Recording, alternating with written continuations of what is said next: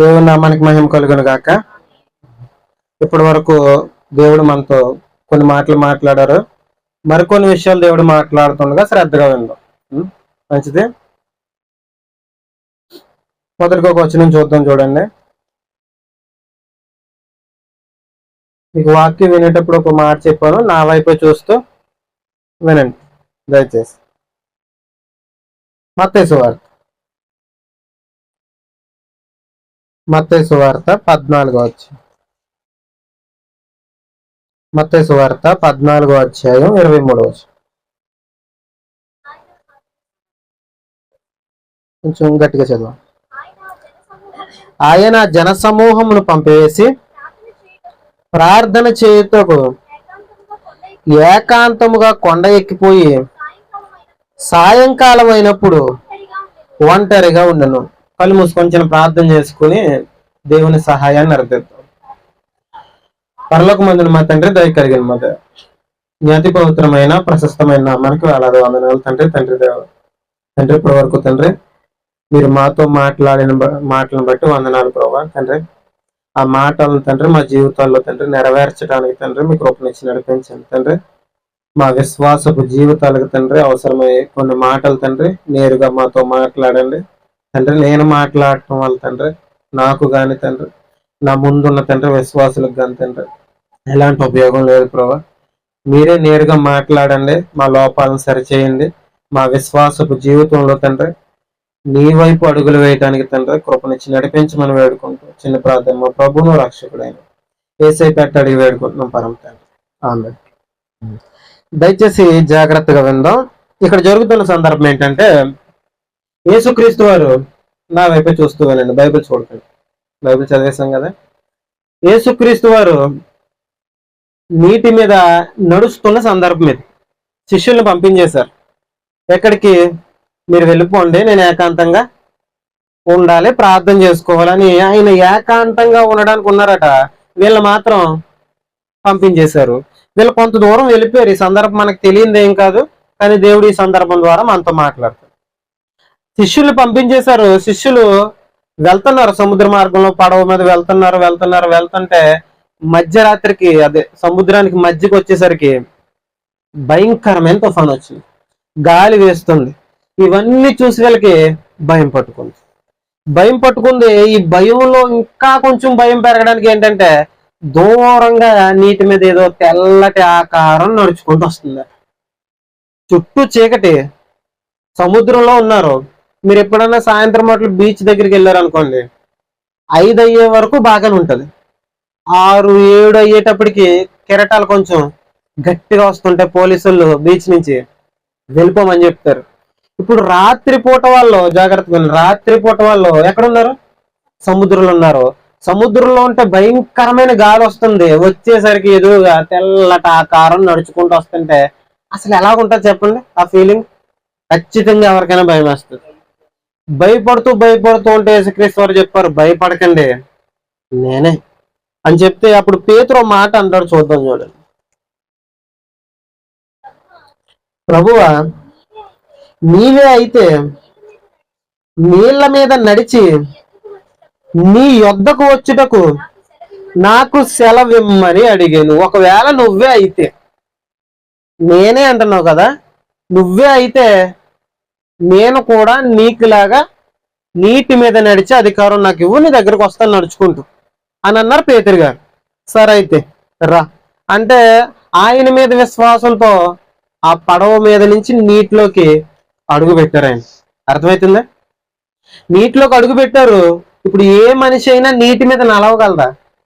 ఖచ్చితంగా నడవలేడు. ఈతైతే కొట్టగలడు కానీ నడకైతే నడవలేడు. అడుగు వేశాడు. అడుగు వేస్తే ఆయన నీటి మీద నిలబడ్డాడు. ఎందుకు నిలబడ్డాడు అంటారు? అప్పటి వరకు ఆయన చూస్తుంది ఆయన వైపు. నీకులాగా నేను నడవడానికి నాకు శక్తి అంటే ఆయన ఇచ్చాడు. నడుస్తున్నాడు, ఆయన వైపు నడుస్తున్నాడు. కొంత దూరం నడిచేసరికి గాలి వచ్చింది. పక్క నుంచి గాలి వేస్తే ఇతని చూపు ఆటోమేటిక్ గా గాలి వైపు. అప్పటి వరకు చూసింది యేసుక్రీస్తు వైపు. ఎప్పుడైతే గాలి వీచిందో ఆటోమేటిక్ గా చూపు అంతా గాలి మీదకి వెళ్ళింది. మెల్లగా మునిగిపోవటం మొదలు పెట్టాడు. ముందెందుకు నడుచుకుంటూ వెళ్ళిపోతున్నాడంటే యేసుని చూశాడు కాబట్టి. అప్పుడే ఎందుకు మునిగిపోతున్నాడంటే సమస్యను చూశాడు కాబట్టి. అర్థమవుతుందా? ఎప్పుడు మన విశ్వాసపు జీవితంలోనండి దేవుణ్ణి విశ్వసిస్తూ, దేవుణ్ణి నమ్ముతూ, భక్తి మాటలు మాట్లాడుతూ, ఆయన తప్ప నాకు ఎవరు లేరండి, ఆయన తప్ప నా జీవితంలో అద్భుతాలు చేసేది ఎవరు లేరండి, నా జీవితాన్ని ఆయనే నడిపిస్తున్నాడండి అంటూ మనం విశ్వాసంగానే వెళ్తాం, ఆయన మీదే ఆధారపడతాం. ఎప్పుడైతే సమస్య వచ్చిందో మనం ఆటోమేటిక్ గా ఏం చేస్తాం తెలుసా? అన్యజనులు ఎలాగ ఆలోచిస్తున్నారో అలాగ ఆలోచిస్తాం. అర్థమవుతుందా? ఆ సమస్యను చూసి వాళ్ళు ఎలాగైతే భయపడుతున్నారో అలాగే భయపడతాం. మనం చెయ్యాల్సింది ఏంటో తెలుసా? నువ్వు చూడాల్సింది ఈ సమస్య వైపు కాదు, ఆ సమస్యకి పరిష్కారం ఎదురుంది. అర్థమవుతుందా? సమస్య వైపు చూడటం కాదు, ఆ సమస్యకి పరిష్కారం ఎదురుందా ఆయన వైపు చూడు. ఆయన వైపు చూస్తే నీ సమస్యకు పరిష్కారం దొరుకుతుంది. సమస్య వైపు చూస్తే భయం వేస్తుంది. ఆ సమస్య వైపు చూస్తే భయం వేస్తుంది. చుట్టుపక్కల ఉన్న వాళ్ళ మాటలన్నీ బుర్రకెక్కించుకుంటే భయం వేస్తుంది. ఏమైపోద్దు ఏమీ అయిపోదు. నీ ముందున్న ఆయన వైపు చూస్తే ఏవి అవుతుంది. అర్థమవుతుందా? ఇప్పుడు నీటి మీద నడిపించేశాడు పేతురుని, ఆ గాలి నుంచి, ఆ భయం నుంచి రక్షించలేడు? ఖచ్చితంగా రక్షిస్తాడు. కానీ ఇతను ఏంటంటే ఈ గాలి వైపు చూస్తుంటే, ఈ సమస్య వైపు చూస్తూ భయం పెట్టేసుకున్నాడు. ఎప్పుడైతే మనలో భయం మొదలైందో ఎదురున్న ఆయన మీద నమ్మకం లేదని అర్థం. అర్థమవుతుందా? పేతురికి అప్పటి వరకు నమ్మకం ఉందో గనక నడుచుకుంటూ వెళ్ళిపోతున్నాడు. ఎప్పుడైతే ఈ సమస్య వైపు చూసాడో ఆటోమేటిక్ గా ఇదే పెద్దదనిపించింది, ఈ సమస్య పెద్దదనిపించింది. ఈ సమస్య కన్నా నా దేవుడు పెద్దవాడు, ఈ సమస్యను తీర్చగల సమర్థుడని బహుశా ఆయన మర్చిపోయాడేమో. ఆటోమేటిక్ గా మునిగిపోతుంటే కేకలేస్తున్నాడు ఈయన, ప్రభువా రక్షించు, ప్రభువా రక్షించని. మీరు ఒక విషయం అర్థం చేసుకోండి, పేతురు ఈత కొట్టలేడా? జాలరాయన ఆ పక్కనే కదా పడవ ఉంది, ఆ పక్కనే పడవ ఉంది, ఆయన ఈత కొట్టుకుంటూ వెళ్ళిపోవచ్చు. కానీ ఇతను ఎందుకు ఈత కొట్టలేకపోతున్నాడు, ఎందుకు ఇలాగ అయిపోతున్నాడంటే ఆయనలో భయం ఉంది. సమస్యకు పరిష్కారం దగ్గరే ఉంటది, కానీ మనం ఏంటంటే ఆ భయం వల్ల పరిష్కారాన్ని చూడలేం. మునిగిపోతున్నాడంటే రక్షించవా ప్రభువా, రక్షించవా ప్రభు అంటే అప్పుడు యేసుక్రీస్తు వారు ఏమన్నారు తెలుసా? అల్ప విశ్వాసి, ఎందుకు నీ విశ్వాసాన్ని తగ్గించుకుంటున్నావు? నువ్వు నీటి మీద నడిపింపజేయగలిగిన వాడిని ఈ గాలి నుంచి నేను రక్షించలేనా? నిన్ను ఎన్నో అద్భుతాలు చేసిన నేను నీ జీవితాన్ని అద్భుతంగా మార్చలేనా? ఖచ్చితంగా మారుస్తాను. ఎందుకు భయపడుతున్నావు? ఎందుకు అల్ప విశ్వాసాన్ని తెచ్చుకుంటున్నావు? ఎందుకు అన్యజనుల్లా మాట్లాడుతున్నావు? బయట వాళ్ళకి ఎందుకు అవిశ్వాసపు మాటలు, అల్ప విశ్వాసపు మాటలు ఎందుకు మాట్లాడుతున్నావు? సమస్య వచ్చినప్పుడు, నిజంగా మన సమస్య వచ్చినప్పుడు బయట వాళ్ళనే మాట్లాడతాం. వాళ్ళు ఎలా మాట్లాడుతున్నారో మనం అలాగే మాట్లాడతాం, వాళ్ళు ఎలాగ ఆలోచిస్తున్నారో మనం కూడా అలాగే ఆలోచిస్తాం. అది వద్దండి. ఎప్పుడు మనం ఇప్పుడు బాగున్న పరిస్థితుల్లో ఎలాగ ఉన్నామో రేపొద్దున సమస్య వచ్చినప్పుడు కూడా అంతే విశ్వాసంతో ఉండాలి. సమస్యలు ఎందుకు వస్తాయంటే మనల్ని చేతగాని వాళ్ళకైనా చేయడానికి కాదు, మనల్ని ఇంకా బలవంతులు చేయడానికి సమస్యలు వస్తాయి. మనం ఏం చేస్తాం? ఆ సమస్యల్లో దేవుని విడిచిపెట్టేస్తాం, అల్ప విశ్వాసం తెచ్చుకుంటాం, బయట వాళ్ళగా ఆలోచిస్తాం. ఈ ఆలోచనలో మంచివి కాదు. దేవుడు చెప్తాడు, మీరు పైనున్న వాటినే వెతకండి. ఏం చేయండి? పైనున్న వాటిని వెతకండి. పైన ఏముంది ప్రభు అంటే, పైన దేవుని కుడి పార్శాన యేసుక్రీస్తు ఆసీనుడై ఉన్నాడు. ఆ మాట చూద్దాం చూడండి ఒకసారి. కొలస్సీలకు రాసిన పత్రిక, కొలస్సీలకు రాసిన పత్రిక 3వ అధ్యాయం, కొలస్సీలకు రాసిన పత్రిక 3వ అధ్యాయం 1వ వచనం. మీరు క్రీస్తుతో కూడా లేపబడిన వారైతే పైనున్న వాటినే వెతకుడి, అక్కడ క్రీస్తు దేవుని కుడి పార్శ్వమున కూర్చుండి ఉన్నాడు. మీరు చేయాల్సిన పని ఏంటంటే పైనున్న వాటిని వెతకండి. ఏం చేయండి? పైనున్న వాటిని వెతకండి. పైనున్నవి ఏంటి ప్రభువా అని అడిగితే పైన యేసుక్రీస్తు ఉన్నాడు, ఆయన్ని చూడండి. సమస్యని కాదు చూడాలి. నీకు ఏ సమస్య అయినా పరిష్కారం అక్కడే ఉంది, అక్కడ చూడు. నీ ఆత్మీయ బలహీనత పరిష్కారం అక్కడే ఉంది, అక్కడ చూడు. నీ శరీరంలో బలహీనత దానికి పరిష్కారం ఆయన దగ్గర ఉంది, అక్కడ చూడు. అక్కడ వెతుకు, ఈ లోకంలో వెతకు, ఎక్కడ వెతకు, ఎక్కడ పరిష్కారం దొరకదు గాక దొరకదు. మన ప్రతి పరిస్థితికి పరిష్కారం, సమాధానం అక్కడే దొరుకుతుంది. కాబట్టి మనం వెతకాల్సింది ఎక్కడ? పైనున్న వాటిని, అంటే క్రీస్తులు వెతకాలి. మన ప్రతి సమస్యకి పరిష్కారం అక్కడే ఉంది. మన ప్రతి ఇబ్బందికి పరిష్కారం అక్కడే ఉంది. అర్థమవుతుందా? నా భర్త మారట్లేదండి, తాగుతున్నాడంటే దానికి కూడా పరిష్కారం ఆయన దగ్గర ఉంది. నా కుటుంబంలో సమస్యలండి, మనశ్శాంతి లేదు, అప్పులతో బాధపడుతున్నానంటే దానికి కూడా పరిష్కారం అక్కడే ఉంది. ప్రతి విషయంలో పరిష్కారం అక్కడే ఉంది. అందుకే అక్కడే వెతుకు.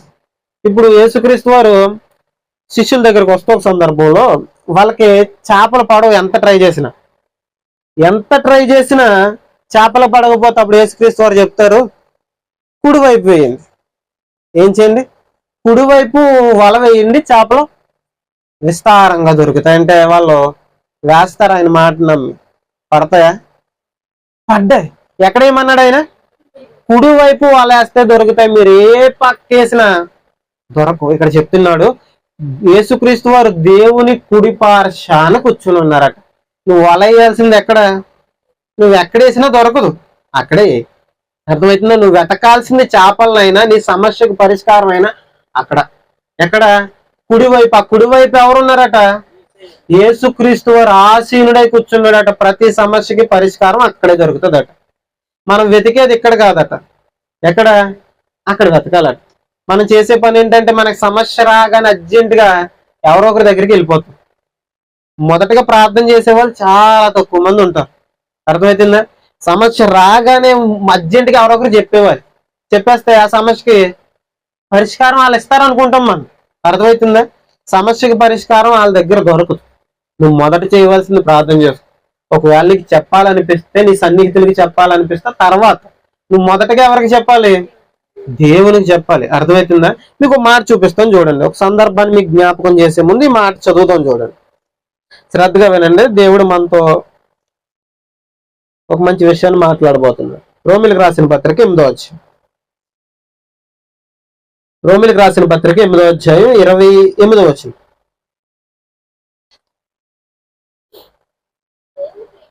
దేవుణ్ణి ప్రేమించే వారికి, అనగా ఆయన సంకల్పము చెప్పున పిలువబడిన వారికి మేలు కలుగుటకై సమస్తమును సమకూడి జరుగుచున్నవని ఎరుగుదుము. దేవుడు ఇక్కడ ఏం చెప్తున్నాడంటే, దేవుణ్ణి ప్రేమించే వారికి, అనగా ఆయన సంకల్పము చెప్పున పిలవబడిన వారు. అంటే ఎవరో కాదు, మనమే. ఆయన సంకల్పం చెప్పున పిలుచుకున్నాడట. ఆయన సంఘంలో మనల్ని పిలుచుకున్నాడు. మనంతట మనం ఏం వచ్చేలేదు ఇక్కడికి. మనంతట మనం రక్షించబడలేదు. ఆయన మనల్ని పిలుచుకుని ఆయన సంకల్పం చెప్పున ఏర్పరచుకున్నాడు. ఇప్పుడు ఏర్పరచుకున్న జనం మనమైతే మన జీవితంలో ఏది జరిగినా, ఎలాంటి సమస్య వచ్చినా అది దేనికోసమట? మేలు కోసం. ఏదో మేలు దాచిపెట్టాడు కనుక ఈ సమస్య వస్తుంది. ఇది మీకు సింపుల్ గా అర్థం కావడానికి ఒక సందర్భం చెప్తాను, జాగ్రత్తగా. యోసేపు జీవితాన్ని ఒకసారి మనం ఆలోచిద్దాం. యోసేపు ఉన్నాడండి. ఆయన జీవితంలో ఆయన పడ్డని కష్టాలు నిజంగా ఎవరు పడుండ్రు. ఆయన పడ్డని నిందలో ఎవరు పడుండ్రు. ఎందుకంటే సొంత అన్నయ్యలే అసూయ చేత గోతులోకి గెంటేసి అటుగా వస్తున్న ఇస్మాయిలీలకి అమ్మేశారట. ఇప్పుడు సొంత వాళ్ళే తిరగబడిపోతే ఎలా ఉంటుంది చెప్పండి? బయట వాళ్ళు ఏదో అనుకున్నారంట, అదొక పర్వాలేదు. ఇంట్లో వాళ్ళే అమ్మేశారట. అమ్మేసి తన మీద నిందలేసి అతనికి ఒక పేరు పెట్టారు. ఏంటంటే కళలు కానివాడు. ఏం పేరు? కళలు కానిడు, పగడగలగా అంటాడు వీడు అని పేరు పెట్టారట. ఆ కళలు నిజమయ్యా? ఖచ్చితంగా అయ్యా. అర్థమవుతుందా? తన కళలు కనేవాడని పేరు పెట్టారు, వెటకారం చేశారు, గోతులో పాడేసి అమ్మేశారు. ఇప్పుడు ఈ కళ ఏమైపోద్దో చూద్దాం. ఏదో కలగన్నాడు కదా, నా పన నిలబడి ఉంటది, మీ పనులన్నీ నాకు నమస్కారం చేస్తాయి అని చెప్తే ఇప్పుడు వీడి కళ ఏమవుతుందో చూద్దాం. అమ్మేశాం కదా, ఏమైపోయింది వీడి కళ? అయిపోయింది. బానిస కింద అమ్మేసి వీడు బానిస బతుక అయిపోయింది. మందరి ముందు నిలబడి ఏళ్తానన్నాడు, మా అందరికి రాజు కింద ఒక అధికారి కింద ఉంటానన్నాడు. ఏం చేసాం? చివరికి బానిస కింద చేసేసాం, అమ్మేసాం అనుకున్నారు వీళ్ళు. కానీ కొన్ని రోజులు తిరిగేసరికి ఏమైంది? నెరవేరింది. కానీ అర్థమవుతుందా? వెళ్ళాడు అక్కడికి. వెళ్ళిన తర్వాత ఒక పనోడి కింద జాయిన్ అవ్వాడు. అతని పనిలో దేవుడు ఆయనకి తోడుగా ఉన్నాడు. అర్థమవుతుందా? అతని పనిలో ఎవ్వరు లేకపోవచ్చు, తన తండ్రి తల్లి అన్నదమ్ములు ఎవ్వరు లేకపోవచ్చు, దేవుడు మాత్రం విడిచిపెట్టలేదు. అతను చేస్తున్న పనిలో తోడుగా ఉంటే ఆ పనిని చూసి పోతీఫరు ఇంట్లోకి చేర్చుకున్నాడు. ఇంట్లోకి వెళ్ళిన తర్వాత కూడా నమ్మకంగానే ఉన్నాడు. ఆ పోతీఫర్కి ఒక కుదురులేని భార్య ఉందట. ఆ భార్య ఏం చేసింది? తప్పు చేయడానికి ప్రేరేపిస్తుంది ఎవరిని? యోసేపుని. ఒక్కసారి జాగ్రత్తగా ఆలోచించండి. అతని పరిస్థితిని బట్టి అతను పాపంలో పడిపోవచ్చు, అవునా కదా? అతనికి ఉన్న సమస్య ఏంటంటే దగ్గర వారి దగ్గర నుంచి, అంటే ఇంట్లో వాళ్ళ నుంచి దూరంగా వచ్చేసాడు. ఏ మనిషి వల్ల ఓదార్పు లేదు. అలాంటి టైంలో ఈవిడి పాపానికి ప్రేరేపిస్తుందట. పాపానికి ప్రేరేపిస్తుంటే ఇతను ఆ పాపం ఆవిడతో ఒకవేళ చేస్తుంటే ఖచ్చితంగా ఆయన అధికారం పెరుగుతుంది, అవునా కదా? వాళ్ళ ఇంట్లో ఆయన పొజిషన్ పెరుగుతుంది. కానీ దేవునికి నచ్చదని ఆ పాపాన్ని విడిచిపెట్టాడు. అక్కడి నుంచి జైలుకి వెళ్ళాడు. జైల్లోకి వెళ్ళినా కూడా దేవుడు అతన్ని విడిచిపెట్టలేదు. ఎందుకంటే ఇతను ప్రతి పరిస్థితుల్లోనూ దేవునికి భయపడి జీవిస్తున్నాడు. అతనికి ఉన్న సమస్యల్లో కూడా దేవుని దూషించే వ్యక్తిగా యోసేపు లేడు. అతనుకున్న సమస్యల్లో కూడా దేవుణ్ణి ఏదో అనే వ్యక్తిగా అతను లేడు. ఏం చేస్తున్నాడు? ప్రతి విషయంలో నమ్మకంగా ఉంటున్నాడు. అలా నమ్మకంగా ఉంటూ జైలుకి వెళ్ళాడు. అలా జైలుకి వెళ్ళటం వల్ల అక్కడికి భక్షకారుడు, పానదాయకుల అధికారి వచ్చారు.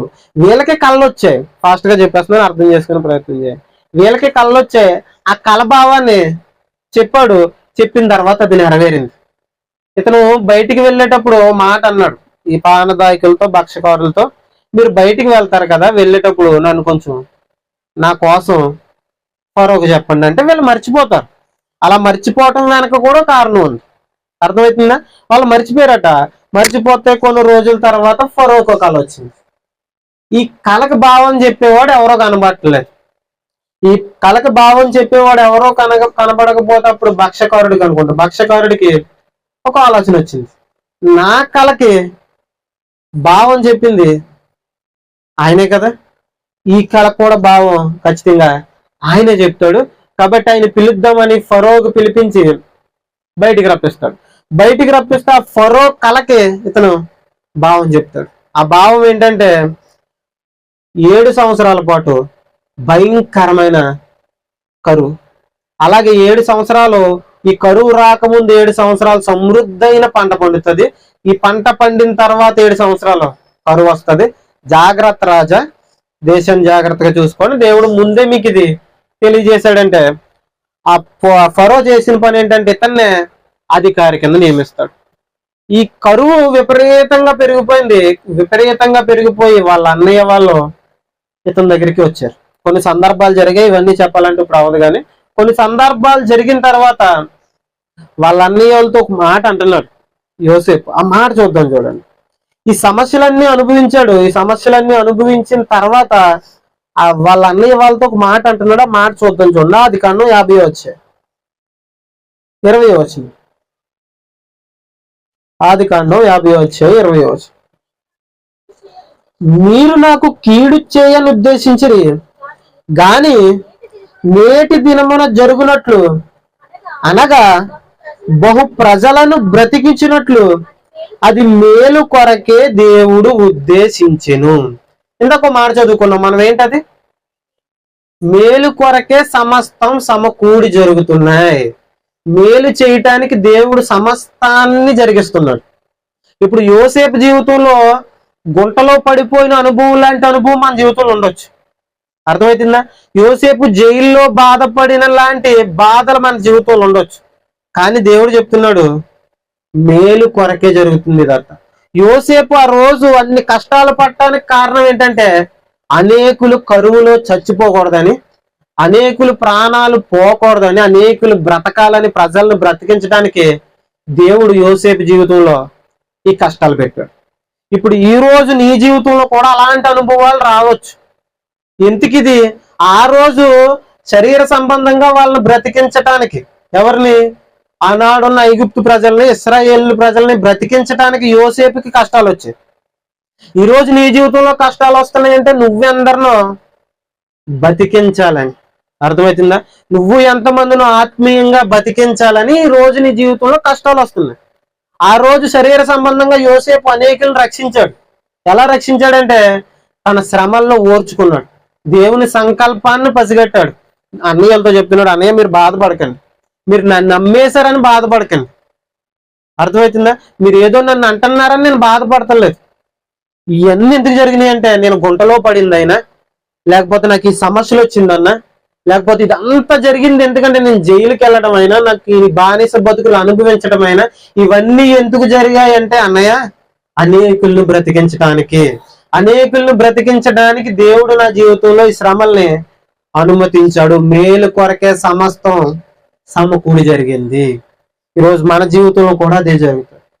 నువ్వు ఎంతమందిలో బతికించాలి, నువ్వు ఎన్నో ఆత్మీయ జీవితాల్ని వెలిగించాలి. అర్థమవుతుందా? అందుకే మన జీవితంలో సమస్యలను దేవుడు అనుమతించాడు. సమస్య వచ్చినప్పుడు మనం భయపడి బలహీనులు కావటానికి కాదు. సమస్య వచ్చినప్పుడు, ఇప్పుడు కొంతమంది చిన్నపిల్లలు చూడండి, తల్లి కొట్టింది అనుకోండి, వాడు ఏం చేస్తాడు? ఒక్కొక్కడైతే ఏదో ఊరు పారిపోతుంటాడు, ఇంకొకడు ఏం చేస్తాడంటే అమ్మ కొడుతుంటే అమ్మనే గట్టిగా పట్టుకుంటాడు, అమ్మ కొట్టకమ్మ కొట్టకమ్మ కొట్టకమ్మ అనేసి. అర్థమవుతుందా? దేవుడు చేసేది ఏంటంటే, నిన్ను కొట్టి శిక్షించేదో బయటికి గెంటేద్దామని కాదు. నువ్వు ఆ బాధల్లో, ఆ కష్టాల్లో చేయాల్సిన పని ఏంటంటే ఆయనకి మరీ దగ్గరగా రావాలి. ఈ అనుభవాలు, ఇప్పుడు యోసేపు అనుభవాలు ఉన్నాయండి, యోసేపు అనుభవాలు ఉన్నాయి. తర్వాత ఎవరన్నా కష్టపడ్డారు అనుకోండి, తర్వాత ఏమన్నా బాధలు వచ్చాయని అనుకోండి, యోసేపు ఏం చేస్తాడు? అరే బాధపడకు, ఒకానొక రోజు నా జీవితంలో కూడా ఈ బాధలు వచ్చాయి, ఒకానొక రోజు నా జీవితంలో కూడా ఈ కష్టాలు వచ్చాయి, ఆ కష్టాలు నోచుకో, దేవుడు నన్ను ఎలాగైతే ఒక గొప్ప స్థాయిలో నిలబెట్టాడో నిన్ను కూడా అలాగే నిలబెడతాడు అని ఇతని అనుభవాలు చెప్పగలడు. ఏ అనుభవం లేకపోతే చెప్పలేడు. అర్థమవుతుందా? మన మీద ఎన్నో నిందలు రావచ్చు, మనల్ని జనాలందరూ ఏదో అనరాని మాటలు అనవచ్చు, మన చుట్టుపక్కల ఉన్న వాళ్ళు మనల్ని నిందించవచ్చు, కానీ అవన్నీ నీకు మేలు కోసమే జరుగుతున్నాయి. నా జీవితంలో జరిగిన ఒక సంఘటన చెప్తాను చూడు. నేను కాలేజీలో ఉన్నప్పుడు అండి, మారిన తర్వాత మా ఫ్రెండ్స్తోని కొంచెం తిరగడం మానేశాను. మా ఫ్రెండ్స్తో అప్పుడు లాస్ట్ బెంచ్ లో కూర్చుని చాలా అల్లరి చిల్లరగా బయటికి తిరగడం, గొడవలని, ఈ కొట్లాట్లని, ఇవన్నీ తిరిగేవాడిని. ఎప్పుడైతే దేవుని వాక్యం ఉన్నానో నేను ఆటోమేటిక్గా వాళ్ళతో మాట్లాడటం తగ్గించి లాస్ట్ బెంచ్ నుంచి ఫస్ట్ బెంచ్కి వచ్చి కూర్చున్నాను. ఫస్ట్ బెంచ్కి వచ్చి కూర్చుంటే మా ఫ్రెండ్కి అక్కడ కోపం వచ్చింది. ఆడు ఫుల్గా తాగేసి, కాలేజీలో ఇలాంటివి కూడా ఉంటాయిలేండి, మీకు తెలిసి ఉండొచ్చు తెలియకపోవచ్చు, కానీ కాలేజీలో చాలా జరుగుతుంటాయి. ఆడు ఫుల్గా తాగేసి నన్ను ఏం చేశాడు తెలుసా? విపరీతంగా తిట్టేశాడు. అది నాకు గుర్తులేదు, విపరీతంగా తిట్టాడు. నువ్వు అస్తమాలు దేవుడు దేవుడు దేవుడు దేవుడు దేవుడు అంటా ఉంటే పిచ్చడేసుకుంటారా, నీకు పిచ్చి పడేసుకుంది అనేసి నన్ను విపరీతంగా తిట్టాడు. నీ జీవితాన్ని పాడు చేసేసుకుంటున్నావు, ఎంజాయ్ చేయరా జీవితాన్ని, మేము అంతా ఎలా కొన్నాం, అన్ని వదిలేసుకుంటానంటావు ఏంటి, అందరితో మాట్లాడట్లేదు, ఒంటరిగా కూర్చుని నేను కాలేజీలోకి వెళ్ళి బైబిల్ చదువుకునేవాడు. ఇంకా అత్మాలు బైబిల్ కూర్చొని చదువుకుంటాం ఏంటారు, రేపు పొద్దున్న ఎగ్జామ్ అంటే ఈ రోజే బైబిల్ చదువుకునేవాడు. ఇంకా అత్మాలు పిచ్చి పడేసుకుంటారు నీ, కానీ నన్ను విపరీతంగా తిట్టాడు అన్నాడు. ఆ విషయం నేను మర్చిపోయాను. ఆ రోజు బాధపడ్డాను, ఆ విషయం మర్చిపోయాను. కరెక్ట్గా 6 సంవత్సరాలు అవుతుంది. 6 సంవత్సరాల తర్వాత మొన్న వారమే ఫోన్ చేశాడు. ఫోన్ చేసి, ఒరే బావా, ఒకనొక రోజు నేను తిట్టానురా కాలేజీలోని, నీకు గుర్తుందో లేదో కానీ సారీరా, నన్ను క్షమించరా. స్టార్టింగ్ ఫోన్ చేసినట్టు వందనాలండి అయ్యారు అన్నారు. ఎవరురా మీరు అనేసి, నేను ఫోన్ నెంబర్ లేవాలి నా దగ్గర. ఎవరండి మీరు అంటేని, నేను మీతో చదువుకున్నాను, నా పేరు సతీష్, ఒకనొక రోజు నేను తిట్టాను, నాకు తప్పు అనిపించింది, దయచేసి నన్ను క్షమిస్తావా అని అడిగాడు నన్ను. అర్థమవుతుందా? ఈరోజు నిన్ను అపార్థం చేసుకున్న వాళ్ళు ఒక రోజు నిన్ను అర్థం చేసుకుంటా. నువ్వేమాత్రం కృంగిపోవాల్సిన అవసరం లేదు, నువ్వేమాత్రం బాధపడాల్సిన అవసరం లేదు. మేలు కోసమే అన్ని జరుగుతున్నాయి. నీకు మేలు చేయటానికి, ఒక అద్భుతమైన కార్యాన్ని చేయటానికి దేవుడు అంతా సిద్ధం చేస్తున్నాడు. ఇప్పుడు దేవుడు మనల్ని ఒక బంగారంలా చూడాలనుకుంటున్నాడు. అర్థమవుతుందా? శోధింపబడిన తర్వాత మనం ఎలా మారుతాం? సువర్ణంలా మారుతాం. ఇప్పుడు బంగారం రావాలనుకోండి, అంత ఈజీగా వస్తుందా? తవ్వాలి, భూమిలో తవ్వాలి, బాగా లోతులకు వెళ్ళాలి, వెతకాలి, వెతికిన తర్వాత ఆ బంగారం వస్తుంది. ఆ బంగారాన్ని మరలా కాల్చాలి, కొలుములో వేసి కాల్చి దాన్ని కొట్టి ఒక షేప్ తెస్తే మేలిం బంగారం వస్తుంది. అర్థమవుతుందా?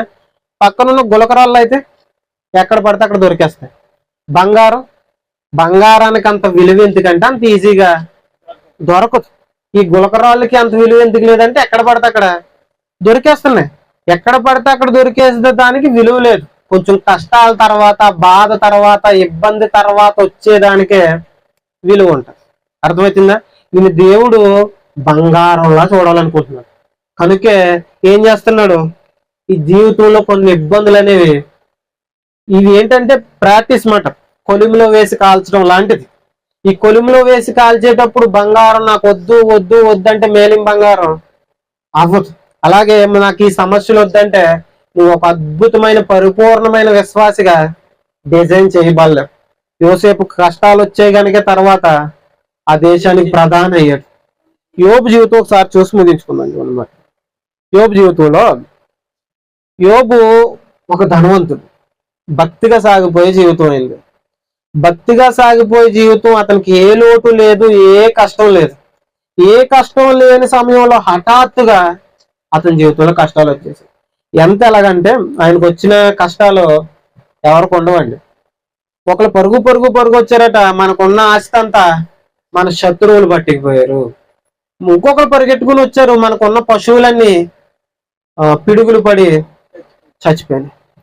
మరలా ఇంకొకరు ఈ బాధ తట్టుకుంటుంటే ఇంకొకరు పరుగు పరుగు వచ్చి మీ కుమారులు మీ కుమార్తెలు ఇంట్లో విందు చేస్తుంటే చచ్చిపోయారు. ఇప్పుడు ఒక్కసారి ఆలోచించండి, మనం అలా కూర్చుని ఉన్నాం అనుకోండి, ఒకరి తర్వాత ఒకరు ఒకరి తర్వాత ఒకరు వచ్చి మనకి విషయాలన్నీ చెప్తుంటే ఎలా ఉంటుంది చెప్పండి. సముద్రంలో ఒక కిరటం ఒక మనిషిని ఒకదాని తర్వాత ఒకటి ఒకదాని తర్వాత ఒకటి ఒకదాని తర్వాత ఒకటి వచ్చి కిరటాలు కొడుతుంటే ఎలాగుంటుందో, మనిషి ఎలా బలహీనం అయిపోతాడో అలా ఒకదాని తర్వాత ఒకటి ఒకదాని తర్వాత ఒకటి సమస్యలు వచ్చి మీదడిపోతున్నాయి. అర్థం కావట్లేదు. ఒకటి తట్టుకునే లోపు ఇంకోటి వస్తుంది, ఒకటి తట్టుకునే లోపు ఇంకోటి వస్తుంది. ఈ సమస్యలన్నీ తట్టుకుంటుంటే ఈ పక్కనున్న వాళ్ళు సూటిపోటి మాటలు ఎక్కువైపోయాయి. ఫ్రెండ్స్ వచ్చారంట, ఫ్రెండ్స్ వచ్చి ఇప్పుడు ఏదన్నా బాధలు ఉన్నప్పుడు మన దగ్గర ఫ్రెండ్స్ వచ్చారనుకోండి, మనం ఏం ఎక్స్పెక్ట్ చేస్తాం చెప్పండి, మనల్ని ఓదార్చుతారండి. ఫ్రెండ్స్ వచ్చి ఏం చేశారు తెలుసా, నీకు ఇన్ని కష్టాలు వచ్చాయంటే, నీకు ఇన్ని బాధలు వచ్చాయంటే, ఒక రోజులోనే కొడుకులు చచ్చిపోతారా, అందరూ కూతుర్లు అందరూ చచ్చిపోతారా? ఒక రోజులోనే ఆస్తి అంతా పోతుందా? ఒక రోజులోనే ఇంక దగ్గర కాలాల్లోనే నీకు అనారోగ్యం వచ్చేసి ఇంత భయంకరంగా అయిపోతావు, నువ్వు ఒళ్ళన్నీ కురుపులు వచ్చేస్తాయా? ఇవన్నీ జరుగుతున్నాయంటే కారణం ఏంటంటే నువ్వేదో తప్పు చేసావు గనకే ఇవన్నీ వస్తున్నాయి అని నిందేశారట అతని మీద. కానీ నిజానికి ఆయన ఏమని చేశాడు? ఏమీ చేయలేదు. ఇవన్నీ తట్టుకున్నాడు.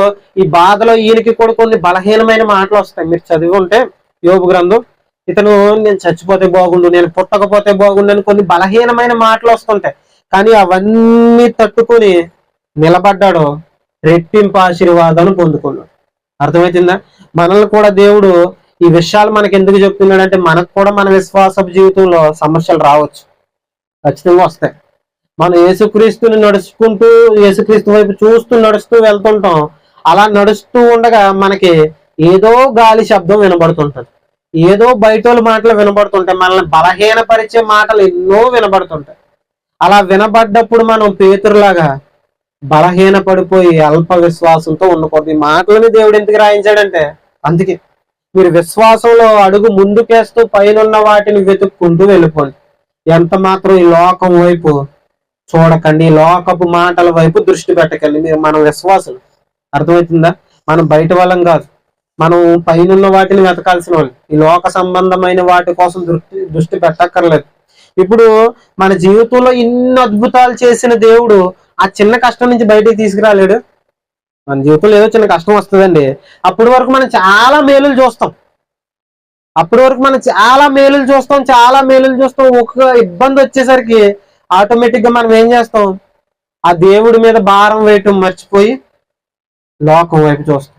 అది మంచి పద్ధతి కాదు. మనం చేయాల్సిన పని ఏంటంటే, ఎన్ని సమస్యల నుంచి విడిపించావు కదా ప్రభువా, ఇన్ని సమస్యల నుంచి, ఇన్ని ఇబ్బందుల నుంచి నన్ను విడిపించావు కదా ప్రభువా, ఈ ఇబ్బంది నుంచి కూడా నువ్వు నన్ను విడిపించగలవని విశ్వాసంతో దేన మనసుతో ఆయన రెక్కల నీడలో ఒదిగిపోవటమే నిజమైన విశ్వాస జీవితం. ఒక మాట చదువుకొని ముగిద్దాం. చూడు, పేతురు గారు రాసిన మొదటి పత్రిక, ఈ మాట చూసి ముగించు. పేతురు గారు రాసిన మొదటి పత్రిక 5వ అధ్యాయం 6వ వచనం. దేవుడు తగిన సమయమందు మిమ్మును హెచ్చించినట్లు ఆయన బలిష్టమైన చేతుల క్రింద దీన మనస్కులై ఉండి దేవుడు తగిన సమయమందు ఖచ్చితంగా ఏం చేస్తాడట? హెచ్చిస్తాడు. హెచ్చించే రోజు ముందుంది. దయచేసి ఎదురు చూద్దాం, ఓర్పుతో ఎదురు చూద్దాం, ఆయన మీద నిరీక్షణతో ఎదురు చూద్దాం. ఆయన మన జీవితంలో ప్రతి కార్యాన్ని జరిగించగలరు, ప్రతి ఇబ్బంది నుంచి బయటికి తీసుకురాగలరు. మన జీవితంలో ఇంత గొప్ప రక్షణ ఇచ్చి మనల్ని సన్నిధిలో నిలవబెట్టిన దేవుడు మన జీవితంలో చిన్న చిన్న కష్టాలు తీసేయలేడు. ఆయన మనకు తండ్రి. మొన్న ఆన్లైన్ ప్రేయర్లో మనం చెప్పుకున్నాం. ఇప్పుడు కుమారుడు తండ్రి మీద ఆధారపడాలి, తండ్రి కుమారుని పోషించాలి. మనం ఏం చేయాలంటే తండ్రి మీద ఆధారపడితే ఆయన మనల్ని పోషిస్తాడు. అర్థమవుతుందా? పోషించే బాధ్యత ఆయనది, ఆధారపడాల్సిన బాధ్యత మనది. ఆ దీన మనసుతో ఎంత మాత్రం ఆయన నిందించుకెళ్ళి అణిగి మణిగి ఆయన రెక్కల కింద అలా ఉంటే ఒక రోజు అద్భుతాన్ని చేస్తాడు. ఆయన మన జీవితంలో కార్యం జరగడం ఎంతైతే లేట్ అవుతుందో అంత అద్భుతాన్ని ఆయన చేస్తాడు. ఇప్పుడు ఒక పండు ఉందనుకోండి, చెట్టు కాసిన పండు, అది ఫలించడానికంటే పండులా మారడానికి కొంచెం టైం పడుతుంది. అది పుల్లగా ఉన్నప్పుడే మామిడి పండు తినేస్తానంటే ఇంకా అవ్వట్లేదు నేను కోసుకుని తినేస్తానంటే అది బాగోదు, టేస్ట్ బాగోదు. ఎదురు చూస్తే ఒక మంచి పండు మనకు ఆహారంగా వస్తుంది. అర్థమవుతుందా? ఎదురు చూడటంలో ఏంటంటే దేవుడు ఆ ప్రాసెస్ జరిగేస్తున్నాడు. అది మనకు కొంచెం ఇబ్బందిగా ఉండొచ్చు, కొంచెం బాధగా ఉండొచ్చు, సాఫీగా సాగిపోతున్న జీవితంలో ఒకేసారి కష్టాలు వచ్చేస్తున్నాయి అంటే అర్థం చేసుకో, దేవుడు ఏదో చేయబోతున్నాడు కనుక ఈ ఇబ్బందుల్ని, కష్టాలను మన జీవితంలో అనుమతించాడు. ఈ కష్టాలను బట్టి మనం ఎంత మాత్రం అల్ప విశ్వాసం తెచ్చుకోకూడదు. విశ్వాసం కలిగి ఆయనతో పాటు నడుస్తూ ముందుకెళ్ళిపోదాం. ప్రార్థన చేసుకుందాం. ప్రతి ఒక్కరు మోకరించి ప్రార్థన చేద్దాం. మోకరించగలిగిన వారు ప్రతి ఒక్కరు మోకరించండి. మన సమస్యల్లో మనం ఎంత మాత్రం కృంగిపోకుండా, ఎంత మాత్రం అలసిపోకుండా విశ్వాసంతో అడుగులు ముందుకు వేయటానికి సిద్ధపడదాం. ప్రార్థన పూర్వకంగా ప్రార్థన చేద్దాం. ప్రతి ఒక్కరు మనస్ఫూర్తిగా, ఎవరు మౌనంగా ఉండకండి, ప్రతి ఒక్కరు మనస్ఫూర్తిగా బిగ్గరగా ప్రార్థన చేద్దాం. మీ కుటుంబంలో ఏదైతే బలహీనత ఉందో, ఏదైతే ఇబ్బంది ఉందో, ఆత్మీయ జీవితంలో ఏదైతే బలహీనత ఉందో ప్రతిదీ దేవుని పాదాల ముందు పెడదాం. మనం ఎంత మాత్రం లోక సంబంధంలో ఆలోచించడానికి వీల్లేదు. మనం ఎంత మాత్రం అల్ప విశ్వాసులుగా మారడానికి వీల్లేదు. ప్రార్థన చేద్దాం. ప్రతి ఒక్కరు ప్రార్థన చేద్దాం. మీ జీవితంలో కలిగిన ఏ బలహీనతలో అయితే మీరు అల్ప విశ్వాసంతో లొంగిపోయారో, ఆ బలహీనత వైపు చూస్తారో, ఆ పరిస్థితిని ఒకసారి జ్ఞాపకం చేసుకోండి. మనమంతా బలహీనమై ఉన్నప్పుడు ఆయన మనల్ని బలవంతులుగా మార్చడానికి వచ్చాడు. బలవంతులుగా మారిన తర్వాత కూడా మనం బలహీన పడిపోతే ఆయన బాధపడతాడు. మన విశ్వాసంతో ఆయన వైపు చూస్తూ అడుగులు వేయమని చెప్పాడు ఆయన. అలాంటి జీవితం మనం కోరుకోవాలి. ప్రతి ఒక్కరు మనస్ఫూర్తిగా ప్రార్థన చేద్దాం. ఎవరు దయచేసి మౌనంగా ఉండకండి. చెప్పిన ప్రతి మాటని జ్ఞాపకం ఉంచుకోండి. చెప్పిన ప్రతి సందర్భాన్ని జ్ఞాపకం ఉంచుకుని అది మన జీవితాల్లో అన్వయించుకుంటూ ముందుకు అడుగులు వేద్దాం. మన బలహీనతల్లో తోడుండే దేవుడైన మనల్ని ఎంత మాత్రం విడిచిపెట్టడు. ప్రతి ఒక్కరు ప్రార్థన చేద్దాం. పరలోకమందున మా తండ్రి, దయ కలిగిన మా దేవ, నీ అతి పవిత్రమైన ప్రశస్తమైన నామానికి వేలాది వందనాలు తండ్రి దేవ. ఇప్పటి వరకు తండ్రి మా విశ్వాసపు జీవితంలో తండ్రి, మా జీవితంలో ఎదురయ్యే కొన్ని ఒడిదుడుకుల్లో తండ్రి మేము ఈ లోకస్తుల్లా మారిపోతున్నాం. మా మాట తీరు మారిపోతుందేమో ప్రభు. అప్పటి వరకు భక్తిగా మాట్లాడిన మాటలే ప్రభు బలహీనుల లోకస్తుల్లా మాట్లాడుతున్నామేమో, మమ్మల్ని క్షమించండి ప్రభు. నీ కోసం తండ్రి నిజాయితీగా నిలబడటానికి తండ్రి ధైర్యాన్ని, విశ్వాసాన్ని దయచేయండి. ఎలాంటి పరిస్థితి వచ్చినా ప్రభు, ఎలాంటి గాలి తుఫాన్లు వచ్చినా ప్రభు, ఎలాంటి ఇబ్బందులు వచ్చినా ప్రభు నిలబడే శక్తిని మాకు దయచేయండి తండ్రి. నిలబడేంత ఓపిక గాని తండ్రి, నిలబడేంత బలం గాని మాకు లేకపోవచ్చు ప్రభు తండ్రి. మీ బలాన్ని మేము ఆశ్రయిస్తున్నాం ప్రభు తండ్రి. మీ కృపను మేము ఆశ్రయిస్తున్నాం ప్రభు. నిలబడే శక్తిని మాకు దయచేయండి తండ్రి. కృపలో భద్రపరచండి. అలాంటి సమస్యలకు ఏ మాత్రం లొంగిపోకుండా తండ్రి యోగులా తండ్రి విశ్వాసపు జీవితాన్ని మాకు దయచేయండి తండ్రి. ఆ కష్టాల తర్వాతే ప్రభు మాకు ఒక గొప్ప ఫలితాన్ని మీరు ఇవ్వబోతున్నారని తండ్రి ఈ రోజు వాక్యం ద్వారా తండ్రి మేము గ్రహించాం ప్రభు తండ్రి. ఈ చిన్న కష్టాలకే తండ్రి మేము ఇలా తండ్రి బలహీన పడిపోతే తండ్రి ముందు ఎన్నో తండ్రి ఇబ్బందులు ఉన్నాయి తండ్రి. వాటిని తట్టుకునే శక్తి మాకు ఎలాగొస్తుంది ప్రభు. తండ్రి ప్రతిదీ తండ్రి మాకు నేర్పించండి తండ్రి. చేత కాని వాళ్ళం తండ్రి, బలహీనులు, బలం లేని వాళ్ళం ప్రభు. తండ్రి మాకు నేర్పించండి ప్రతి విషయం తండ్రి. మా జీవితంలో గొప్ప అద్భుతం జరిగించండి తండ్రి. జరగబోయే సంఘ నిర్మాణం విషయంలో కూడా తండ్రి మీరు తోడుగుని నడిపించండి. మేము ఎంత మాత్రం బలహీన పడకూడదు ప్రభు.